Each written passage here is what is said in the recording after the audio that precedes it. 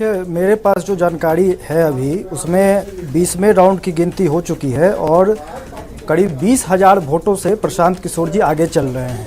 और जैसे जैसे ये बढ़ता चला जाएगा काउंटिंग की प्रक्रिया, वैसे वैसे आप देखिएगा कि ये 40,000 45,000 तक ये आंकड़ा पहुंच जाएगा, क्योंकि जिस प्रकार का कैंपेन पिछले 2 महीनों में जनसुराज और प्रशांत किशोर जी के माध्यम से हुआ है बांकीपुर में, बांकीपुर की जनता बहुत स्पष्ट नज़रिए से इस बात को समझ रही है कि बांकीपुर में एक तो जिस विकास का ये लोग दावा कर रहे हैं वो ज़मीन पर धरातल पर कुछ भी नहीं है।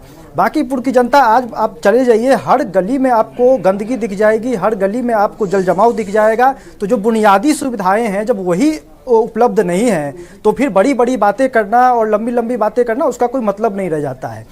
प्रशांत किशोर जी ने न सिर्फ बांकीपुर की बात की है बल्कि उनका एक परिप्रेक्ष्य इससे बड़ा है। वो बिहार की बात कर रहे हैं जहां की सरकार इतनी अहंकार में है कि वो छात्रों के ऊपर गोलियां चलवा रही है। तो क्या जनता ये बर्दाश्त करेगी? यहाँ की सरकार इतनी अहंकार में है कि यहाँ की सरकार नीट छात्रा का मामला पटना में होता है, एक बेटी का रेप और हत्या हो जाती है और यहाँ का एसएसपी कहता है कि ये तो आत्महत्या है, आनंद फानन में मामले को रफा दफा कर दिया जाता है। तो क्या ये बांकीपुर की जनता, बिहार की जनता बर्दाश्त करेगी? भरत तिवारी जैसा युवा का सरकारी हत्या करवा दिया जाता है और इस सरकार को कोई फर्क नहीं पड़ रहा है उससे। तो इतना अहंकार जब चले बिल्कुल सरकार में किसी दल में आ जाता है। से रंजन जी हमारे साथ जुड़े हुए हैं। रंजन जी, अब क्या आप लोग एनडीए मान करके चलेगी कि प्रशांत किशोर को हल्के में नहीं लेना चाहिए, क्योंकि अब चूंकि अगला जो विधानसभा का चुनाव होगा उस वक्त तक और बड़ी मजबूत जमीन तैयार कर चुके होंगे प्रशांत किशोर? देखिए, लोकतंत्र में राहुल भाई हम लोग किसी को हल्के में नहीं लेते हैं। लोकतंत्र में जो जनता होती है वो मालिक होते हैं। जनता का जो फैसला होता है हम लोग उसको सर आंखों पर लेते हैं। कम से कम ईवीएम और चुनाव आयोग अब कटघरे में नहीं आएंगे। ये तो तय हो गया कि ये बांकीपुर के जो रुझान अभी दिख रहे हैं उस रुझान से ईवीएम और चुनाव आयोग कटघरे में नहीं रहेंगे। लेकिन जिस तरीके की परिस्थिति, इसमें 2 चीजें, अगर पक्ष या विपक्ष में वोट तो जाता ही है। अगर आप देखिए कि विपक्ष की भूमिका को नकार दिया है बांकीपुर की जनता ने। हम आपको बड़े जिम्मेदारी के साथ कहना चाह रहे हैं, ठीक है, हार और जीत तो लोकतंत्र का एक खूबसूरत सिक्का का मैं वही पूछ रहा था। आप कह रहे कि विपक्ष की भूमिका को नकारा है बांकीपुर की जनता ने, लेकिन मजबूत विपक्ष के तौर पर जब आपके सामने प्रशांत किशोर भी उभर के आएंगे तो भी तो एक बड़ी चुनौती आप लोगों की खड़ी हो ही रही है। तो नेता प्रतिपक्ष के रूप में जिस व्यक्ति को स्थापित किया है लोकतंत्र ने, उनको तो नकार दिया ना।